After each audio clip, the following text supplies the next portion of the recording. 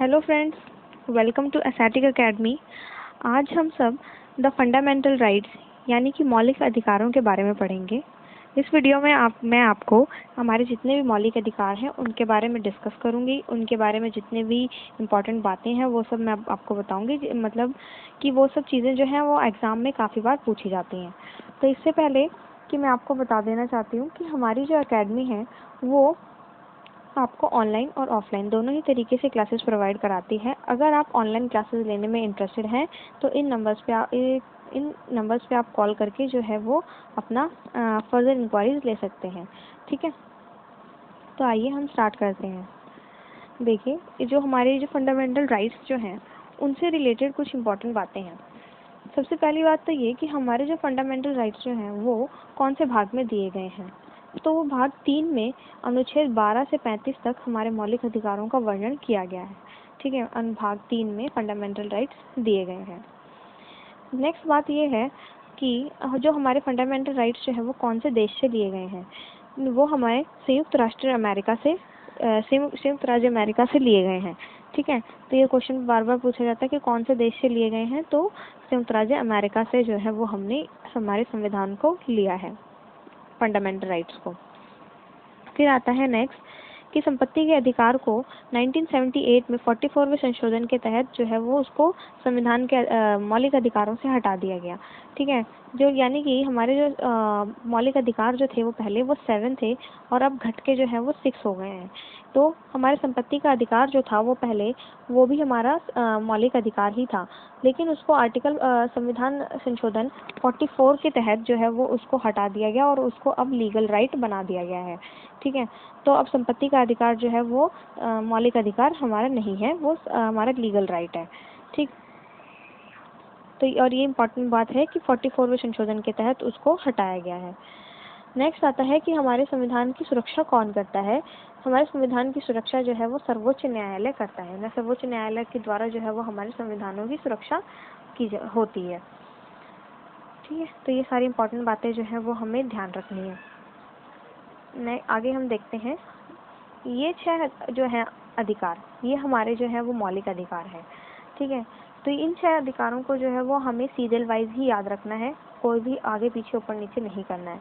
ठीक है, तो इसके लिए इनको सीरियल वाइज याद करने के लिए हमारे पास ट्रिक है। समस्त शोध संस्कृति के उपचार के लिए किए जाते हैं। ठीक है, सम से समानता का अधिकार, सच से स्वतंत्रता का अधिकार, शो से शोषण के विरुद्ध अधिकार, ध से धार्मिक स्वतंत्रता का अधिकार, संस्कृति से शिक्षा और संस्कृति का अधिकार और उपचार से संवैधानिक उपचार का अधिकार। ठीक है, यानी कि इस ट्रिक को हमें याद रखना है। समस्त शोध संस्कृति के उपचार के लिए किए जाते हैं। ठीक है, आगे हम इस वीडियो में जो है इन सारे अधिकारों को जो और भी अच्छे तरीके से पढ़ेंगे। ठीक है, तो इस ट्रिक को हम याद कर लेंगे। समस्त शोध संस्कृति के उपचार के लिए किए जाते हैं। तो सबसे पहले हम देखते हैं समता और समानता का अधिकार। अनुच्छेद ये हैं 5 आर्टिकल्स इसमें दिए गए हैं 14 से 18 तक। ठीक है, तो इन सबको भी हमें सीरियल वाइज ही याद रखना है। ठीक, तो आर्टिकल 14 कहता है कि विधि के समक्ष समान संरक्षण, यानी कि आपको कानून के समक्ष जो है वो समान समझा जाएगा, किसी के साथ कोई भी भेदभाव नहीं किया जाएगा। तो हमारे पास इसको याद करने के लिए भी एक ट्रिक है कि इस लड़के से जो है वो हम इसको याद कर सकते हैं इजीली। देखिए, जैसे इसके दोनों पैर इक्वल हैं, तो आर्टिकल 14 के तहत जो है हम विधि के समक्ष जो है वो समान है, यानी कानून के समक्ष हमें समान समझा जाएगा। फिर आता है आर्टिकल 15। आर्टिकल 15 कहता है धर्म, मूल, वंश, लिंग और जन्म के स्थान के आधार पर किसी के साथ कोई भेदभाव नहीं किया जाएगा। ठीक है, यानी कि आपके साथ जेंडर डिस्क्रिमिनेशन नहीं किया जाएगा। तो देखिए, पैरों से ऊपर जो है वो हमारा सेक्सुअल पार्ट है। ठीक है, तो इससे हम याद कर सकते हैं कि आर्टिकल 15 यानी कि आपके साथ कोई भी सेक्सुअल डिस्क्रिमिनेशन नहीं किया जाएगा। ठीक है, नेक्स्ट आता है लोक नियोजन के विषय में अवसर की समानता, यानी कि आपको अवसर की समानता प्रदान की जाएगी। नौकरियों में, प्रमोशन में आपके साथ कोई भेदभाव नहीं किया जाएगा। तो इसको याद करेंगे हम पेट से, क्योंकि पेट जो है वो रोजी रोटी, नौकरी ये सब से रिलेटेड है। तो पेट से हम याद करेंगे अवसर की समानता, आर्टिकल 16। ठीक है, फिर आता है हमारा आर्टिकल 17 अस्पृश्यता का अंत। पेट से ऊपर देखिए आते हैं हाथ।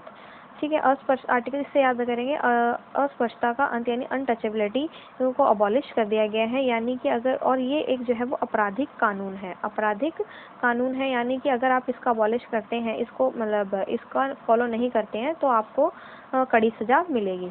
ठीक है, तो इससे हम याद रखेंगे हाथों से कि आर्टिकल 17 अस्पष्टता का अंत। फिर हाथ से ऊपर आते हैं सर।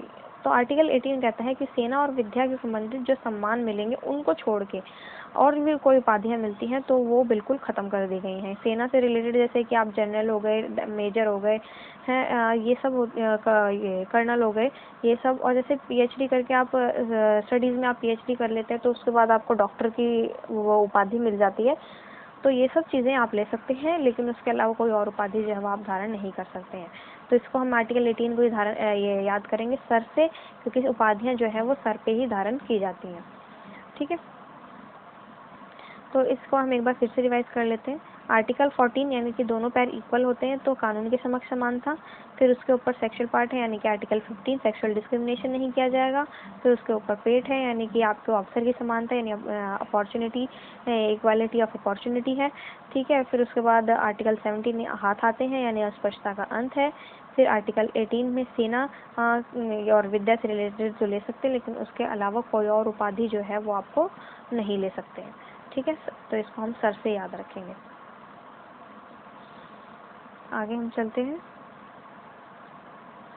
आगे हम देखते हैं स्वतंत्रता का अधिकार, आर्टिकल 19 से 22। आर्टिकल 19 से 22 जो है वो हमारा स्वतंत्रता का अधिकार है। ठीक है, इसमें जो है वो हमें 6 बातें बताई गई हैं कि आपको अभिव्यक्ति की स्वतंत्रता है, शांतिपूर्ण सम्मेलन करने का अधिकार है। देखिए, अभिव्यक्ति की स्वतंत्रता का मतलब है कि आप अपने विचारों को बोलकर और लिखकर प्रकट कर सकते हैं, इसके लिए आपको कोई रोक टोक नहीं है।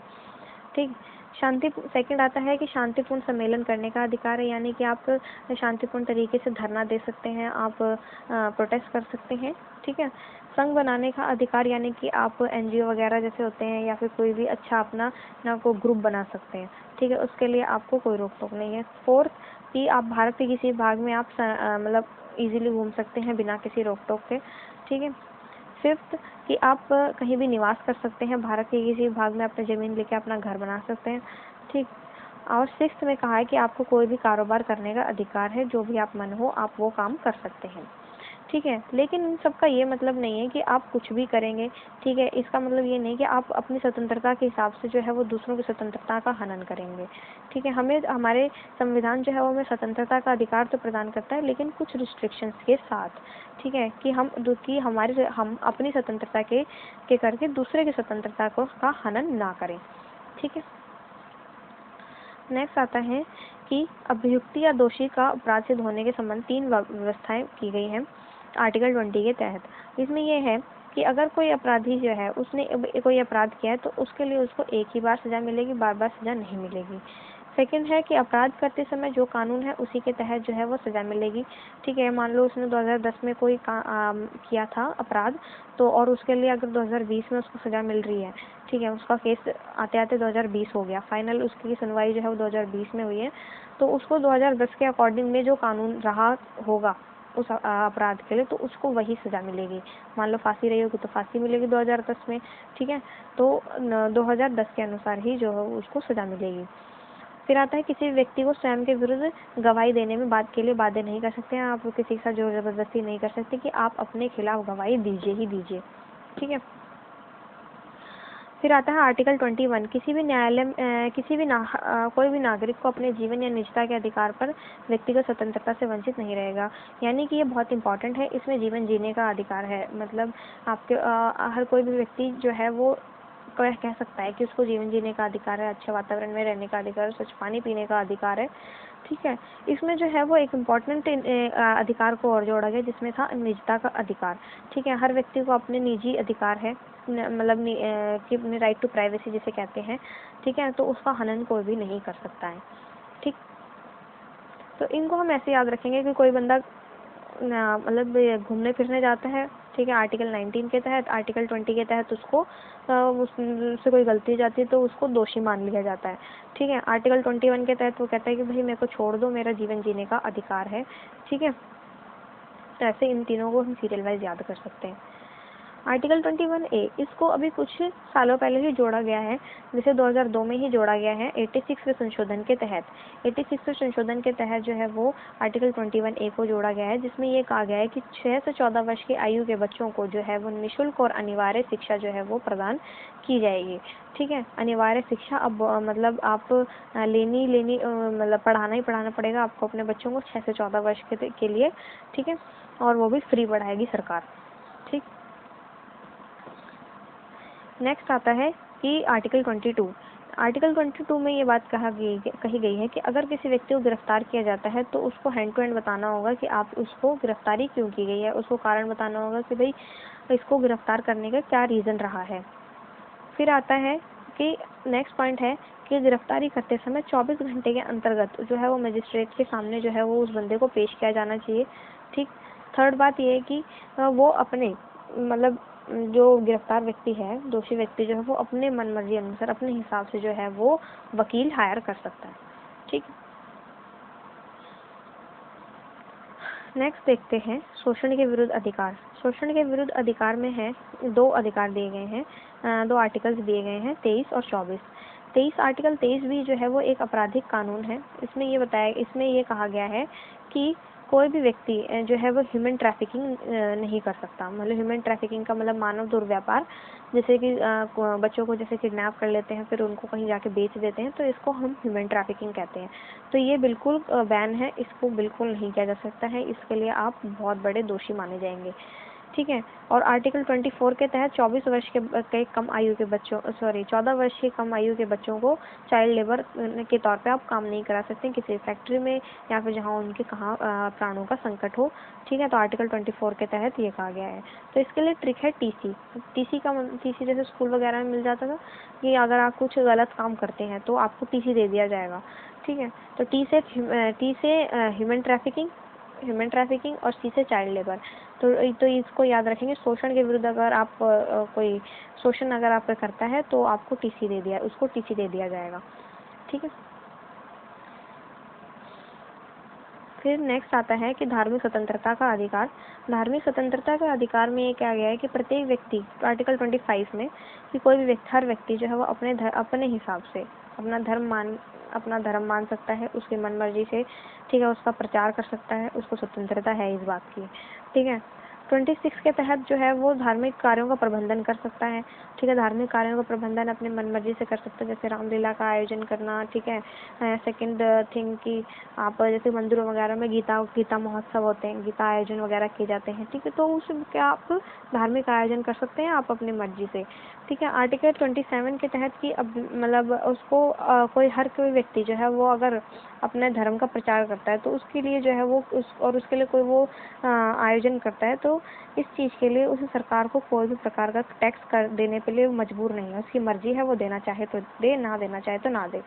ठीक है, आर्टिकल 28 में कहा गया है कि जो राज्य के द्वारा स्थापित शिक्षण संस्थान है उनमें धार्मिक शिक्षाएं नहीं दी जाएंगी। ठीक है, धार्मिक शिक्षाएं वहाँ नहीं दी जाएंगी जो गवर्नमेंट पढ़ाने की जगह होंगी। ठीक है, धार्मिक शिक्षाएं का मतलब कि जैसे पर्टिकुलर किसी एक धर्म के बारे में नहीं पढ़ाया जाएगा। ठीक, तो इन सबको भी हम याद रखेंगे। ठीक,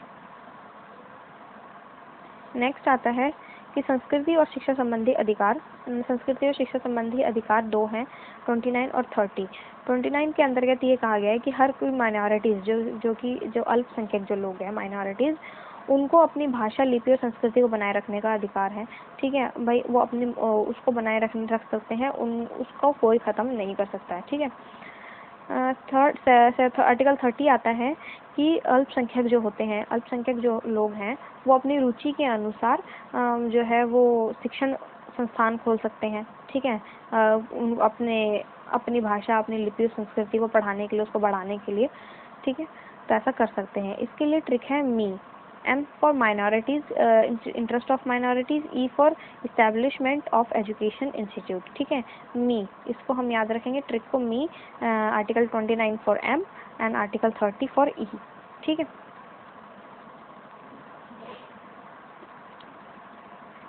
नेक्स्ट याद रखेंगे। नेक्स्ट है, बहुत ही ज़्यादा इम्पॉर्टेंट है ये, संवैधानिक उपचारों का अधिकार।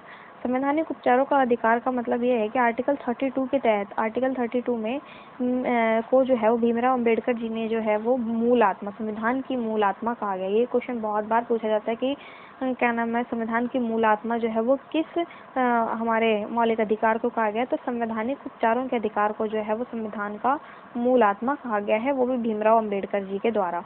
ठीक है, तो इस बात को हम याद रखेंगे। ठीक है, संवैधानिक उपचारों की संख्या जो है वो 5 है। ठीक है, पांच प्रकार के हैं और ये एक रिट है जिन्हें हम जो कोर्ट में दायर कर सकते हैं और अपने अधिकारों की सुरक्षा कर सकते हैं इनके द्वारा। ठीक, पहला आता है बंदी प्रत्यक्षीकरण, हैबियस कॉर्पस।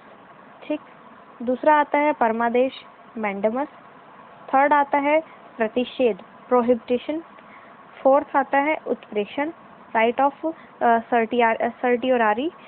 फिफ्थ आता है अधिकार प्रेक्षा, क्वा वारंटो।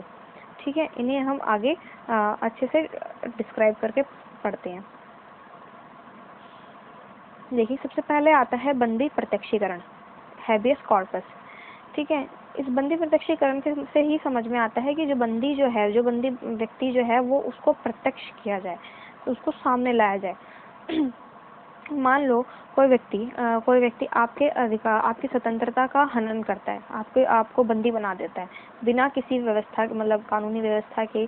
ठीक है, जैसे मान लो कि आप कहीं घूमने जा रहे हो और आपको सडनली पुलिस ने पकड़ लिया कि मतलब आप, उसके पास कोई वारंट नहीं है, कोई किसी मतलब बिना किसी विधि के, कानून के आपको अरेस्ट कर लिया गया, बंदी बना लिया गया है। तो ऐसे में आपका कोई रिलेटिव या आप खुद या फिर आप मतलब कोई भी जो है वो कोर्ट में जो है वो रिट दायर कर सकता है कि भाई ये बंदे को बंदी बना लिया गया है, इस व्यक्ति को बंदी बना लिया गया है, तो अब उसको जो है वो प्रत्यक्ष किया जाए। ठीक है, तो इसीलिए इसके लिए जो है वो कोर्ट फिर ये रिट दायर मतलब ये आदेश देता है कि जिस बंदे को बंदी बनाया गया है उसको जो है वो प्रत्यक्ष किया जाए। ठीक, तो इसका मतलब ये है। तो इसको अगर ये जो है बंदी प्रत्यक्षीकरण जो है वो अवैध बंदीकरण के विरुद्ध एक प्रभावी कानून है। ठीक, तो इसको हम याद रखेंगे। नेक्स्ट आता है परमादेश रिट, यानी कि मैंडेमस। ठीक है, परमादेश का मतलब है कि अगर कोई अधिकारी, ठीक है, या स्टेट अपना काम अच्छे से नहीं कर रहा है या फिर करने से इनकार कर रहा है, तो उसके खिलाफ जो है वो आप मैंडेमस यानी कि परमादेश रिट जो है वो कोर्ट में दायर कर सकते हैं। ठीक है, तो फिर कोर्ट उस अधिकारी को ये आदेश देगा कि आप अपना काम जो है वो अपनी जिम्मेदारी का निर्वहन ठीक प्रकार से करिए और क्या नाम है, अगर आप इसका अपने कर्तव्य का पालन जो है वो सुनिश्चित करें। ठीक, इसमें ये कहा जाता है, आदेश दिया जाता है मतलब। फिर आता है कि प्रतिषेध रिट यानी प्रोहिबिशन। प्रतिषेध रिट में ये कहा जाता है कि मान लो जैसे कोई लोअर कोर्ट है। ठीक है, तो लोअर कोर्ट जो है वो अपने ज्यूरिसडिक्शन से एक्सेस ज्यूरिडिक्शन कर रहा है। ठीक है, अपने अधिकार क्षेत्र से बाहर का कोई काम कर रहा है, तो उससे ऊपर की जो अदालतें होंगी, उससे ऊपर की जो अदालत होगी वो उनको ये आदेश देगी कि आप अपने विद इन द लिमिट, यानी आप अपने अधिकारों के अधिकार क्षेत्र से के अंतर्गत ही काम कीजिए, उससे बाहर काम न करें। ठीक है, तो ये रिट जो है वो मतलब ऊपर की कोर्ट जो है वो लोअर कोर्ट को देती है। ठीक, नेक्स्ट आता है उत्प्रेक्षण यानी कि writ of certiorari. Writ of certiorari में ये कहा गया है कि अगर कोई व्यक्ति के मतलब जैसे केस है, उसमें कोई निर्णय ले दिया गया है कोर्ट के द्वारा। ठीक है, उसका निर्णय आ गया है, लेकिन वो बंदा जो है वो उससे वो संतुष्ट नहीं है, तो वो उससे ऊपर की कोर्ट में जो है वो ये रिट दायर कर सकता है। तो रिट दायर कर सकता है, तो इसमें ऊपर की जो न्यायालय जो है, तो वो अपने लोअर कोर्ट से जो है वो उस केस के सारे डॉक्यूमेंट्स मांगती है कि हमें आप दीजिए और हम उसकी रिव्यू करेंगे। ठीक है, उसका रिव्यू करेंगे और फिर हम दोबारा से उसको क्या तो दोबारा सजा हो सकती है। ठीक है, या फिर उसको बरी भी किया जा सकता है। लेकिन उसका लेकिन ये जो दोबारा रिव्यू करने के लिए ही होता है, इसका ये मतलब नहीं है कि ऊपर की कोर्ट जो है वो लोअर कोर्ट के मतलब डिसीजन के खिलाफ है। ठीक है, सेम डिसीजन भी रह सकता है, बदल भी सकता है। ठीक है, नेक्स्ट एंड लास्ट आता है कि अधिकार प्रेक्षा क्वा वारंटो। क्वा वारंटो का मतलब है कि आप अगर किसी पब्लिक पोस्ट पर हैं, मान लो जैसे आईएएस बन गए हैं, ठीक है, और किसी बंदे को ये पता चल जाता है 10 साल के बाद कि आपके किसी डॉक्यूमेंट में जो है वो कोई गड़बड़ है और आप जो है वो आईएएस बनने के लायक नहीं थे, ठीक है, तो वो क्वा वारंटो जो है वो कोर्ट में दायर करता है, यानी अधिकार परीक्षा। तो ऐसे में कोर्ट आपको जो है वो एक नोटिस भेजती है, जिसके हिसाब से जो है वो आपको सेटिस्फाई करना होता है एक कोर्ट को कि हाँ आपने जो पोस्ट धारण कर रखी है आप उसके लिए 100% एलिजिबल हैं, ठीक है। मतलब अगर आप उस चीज़ को मतलब सेटिस्फाई नहीं कर पाते हैं कोर्ट को, तो आपको जो है वो अपने पद छोड़ना पड़ेगा, ठीक है। आपको अपना पद जो है वो छोड़ना पड़ेगा, इसलिए आपको उसके लिए कोर्ट को सेटिस्फाई करना ज़रूरी है, ठीक है। तो आई होप आपको ये वीडियो में सब बातें समझ में आई होंगी, सारे रेट जितने भी हमारे वो मूल अधिकार हैं, ये सब बातें, ठीक है। अगर आपको मेरी वीडियो पसंद आई है तो इसे लाइक कीजिए, शेयर कीजिए, सब्सक्राइब कीजिए, हमारे चैनल से जुड़े रहिए ऐसे ही इम्पोर्टेंट वीडियोज़ के लिए। Thank you so much. जय हिंद।